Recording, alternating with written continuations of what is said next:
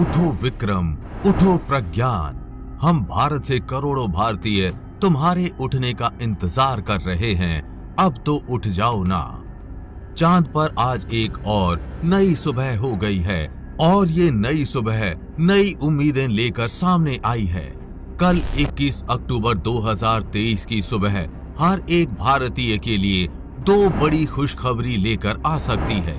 जरा सोचिए, कल सुबह गगनयान के टेस्ट लॉन्च TVD-1 की सफलता और फिर खबर मिले कि चंद्रयान 3 का लैंडर विक्रम और रोवर प्रज्ञान उठ गए हैं और काम करने लगे हैं। जी हाँ, ये सच हो सकता है क्योंकि चांद पर सुबह हो गई है और सूरज की रोशनी चांद की सतह पर खिल चुकी है। और जैसा आपने देखा, इसरो की तरफ से अभी तक चंद्रयान 3 मिशन के अंत के बारे में कोई घोषणा नहीं की गई है। कल सुबह 21 अक्टूबर 2023 से यूरोपियन स्टेशन कोरू और इसरो के स्टार्क स्टेशन बेंगलुरु से चंद्रयान 3 के लैंडर विक्रम और रोवर प्रज्ञान को जगाने के लगातार प्रयास किए जाएंगे। इसरो वैज्ञानिक चंद्रयान 3 को उठाने का एक और प्रयास करना चाहते हैं क्योंकि वैज्ञानिकों को उम्मीद है कि इस बार उनको सफलता जरूर मिलेगी। इसके पीछे उनका बेहद मजबूत तर्क जो है, क्योंकि ये पहली बार नहीं हो रहा है, पहले भी चांद पर गए काफी यानों के साथ ऐसा हो चुका है। रूसी लूनर रोवर लुनोखोद 1 के उदाहरण से समझा जा सकता है, जिसे 1970 में लॉन्च किया गया था। ये 8 पहियों वाला रोवर था जिसने 10 महीने का समय चंद्रमा की सतह पर बिताया था। लुनोखोद 1 रोवर लगभग 2.3 मीटर लंबा और 1.5 मीटर चौड़ा था। इसमें 8 स्वतंत्र रूप से संचालित पहिए, कैमरे, स्पेक्ट्रोमीटर और एक भूकंप मापी यंत्र लगा था। इस रोवर में एक लेजर रिफ्लेक्टर भी लगा था जिसका यूज पृथ्वी पर वैज्ञानिकों द्वारा पृथ्वी और चंद्रमा के बीच की दूरी को मापने के लिए किया गया था। रूस के इस रोवर ने चंद्रमा पर लगभग 3 महीने तक काम किया था। इस समय के बीच एक समय ऐसा भी आया था जब इस रोवर से रूस के रॉसकॉस्मोस के वैज्ञानिकों का कनेक्शन टूट गया था और फिर कुछ दिनों बाद चांद की अगली सुबह होने पर वापस कनेक्शन स्थापित हो गया, जिसके बाद 3 महीने बाद रोवर फंक्शनल नहीं रहा। इस रोवर का अवशेष अब भी चंद्रमा की सतह पर ही है। इस रोवर ने कुल 10.54 किलोमीटर की दूरी तय कर चंद्रमा की सतह से 20,000 से ज्यादा तस्वीरें भेजी थीं। चीन का लूनार लैंडर चांग-ई 4 और रोवर Yutu-2 साल 2019 में चांद पर भेजे गए थे। ये 4 साल से अब भी काम कर रहे हैं। चीन के रोवर में भी प्रज्ञान की तरह ही सोलर बैटरियां ही लगी हैं, लेकिन चीन ने प्लूटोनियम 238 का इस्तेमाल किया है। चीन ने ऐसा सिस्टम बनाया है कि रात होने के बाद भी सिस्टम को अंदर से हीट मिलती रहती है। इसका भी कनेक्शन चीन के वैज्ञानिकों से टूटा था, लेकिन फिर कुछ दिनों बाद चांद पर अगली सुबह हुई तो चीनी वैज्ञानिकों के द्वारा अगले प्रयास में वापस कनेक्शन स्थापित हो गया और आज भी काम कर रहे हैं। हाल ही में इसका चांद पर चलने का डाटा भी सामने आया था। ये अब तक चांद की सतह पर 1.5 किलोमीटर से ज्यादा दूरी तय कर चुका है। आपको बता दें कि इस रोवर को इतने समय तक काम करने के लिए डिजाइन नहीं किया गया था, लेकिन फिर भी ये आज तक काम कर रहा है।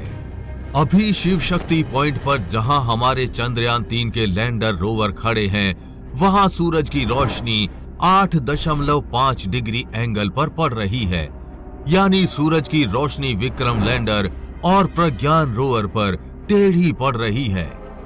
6 से 9 डिग्री एंगल पर सूरज की रोशनी इतनी ऊर्जा देने की क्षमता रखती है कि विक्रम नींद से जाग जाए, यानी संभावना बन गई है, बस अच्छी खबर का इंतजार है। कुछ वैज्ञानिकों का कहना है कि चांद पर गड्ढे और पहाड़ हैं। कई बार सतह के बराबर न होने से रेडियो सिग्नल नहीं पहुंचता। हो सकता है चांद की पहली सुबह में ऐसा ही कुछ हुआ हो, लेकिन अब चांद का नया दिन नई उम्मीदें लेकर आया है। हो सकता है कल चांद से सिग्नल मिले और चंद्रयान 3 के दोनों बलवान रोवर प्रज्ञान और लैंडर विक्रम उठ खड़े हों और काम करने लगें। जैसे जैसे टेम्परेचर बढ़ेगा, सिस्टम के एक्टिव होने की उम्मीद भी बढ़ेगी। उम्मीद है कि प्रज्ञान और विक्रम जल्द ही धरती पर सिग्नल भेजने लगें। साइंटिस्टों का कहना है कि ये अनुमान नहीं लगाया जा सकता कि क्या हो सकता है, लेकिन अब लैंडर विक्रम और रोवर प्रज्ञान का तापमान बढ़ने लगा है, तो अच्छी खबर आने की उम्मीद भी बढ़ी है। अगर चंद्रयान 3 के दोनों बलवान लैंडर विक्रम और रोवर प्रज्ञान चांद पर वापस उठ खड़े हुए, तो उनका संभावित अगला सबसे बड़ा लक्ष्य चांद पर पानी की खोज होगा। हो सकता है इसरो वैज्ञानिक इस बार कुछ नया प्रयोग करें और रोवर प्रज्ञान को चांद पर मौजूद क्रेटर में उतार दें और पता लगाएं कि चांद पर मौजूद गड्ढों में क्या क्या मौजूद है। बेहद अधिक संभावना है कि चांद पर मौजूद गड्ढों में इतने बड़े बड़े राज छुपे हो सकते हैं जिससे इंसानी सभ्यता वाकिफ ही नहीं है। अगर चंद्रयान 3 के दोनों बलवान लैंडर विक्रम और रोवर प्रज्ञान चांद पर वापस उठे और ये कारनामा कर दिखाया, तो ऐतिहासिक होगा। वैसे अंत में जाते जाते आपको एक बड़ी खुशखबरी और दे दें कि इसरो 2040 तक इंसानों को चांद पर भेजने जा रहा है और इसकी पुष्टि खुद इसरो ने अपने ट्विटर अकाउंट पर की है। वजह है हाल ही में हुई प्रधानमंत्री नरेंद्र मोदी के साथ इसरो चीफ और इसरो वैज्ञानिकों की मीटिंग, जिसमें प्रधानमंत्री नरेंद्र मोदी ने इसरो वैज्ञानिकों को लक्ष्य देते हुए कहा कि आप 2035 तक भारत का स्पेस स्टेशन अंतरिक्ष में स्थापित करें, 2040 तक इंसानों को चांद पर भेजें, साथ ही मंगल पर लैंडर रोवर मिशन और शुक्र पर ऑर्बिटर मिशन की तैयारी करें। अगर इसरो को चंद्रयान 3 को उठाने में सफलता मिली, तो इतनी सारी अच्छी खबरों के बीच ये खबर सोने पर सुहागा होगी। आपको क्या लगता है, चंद्रयान 3 के दोनों बलवान लैंडर विक्रम और रोवर प्रज्ञान चांद पर वापस उठ सकते हैं या नहीं? और इसरो वैज्ञानिकों की ये उम्मीद वाजिब है या नहीं? आपके विचार नीचे कमेंट बॉक्स में जरूर बताएं।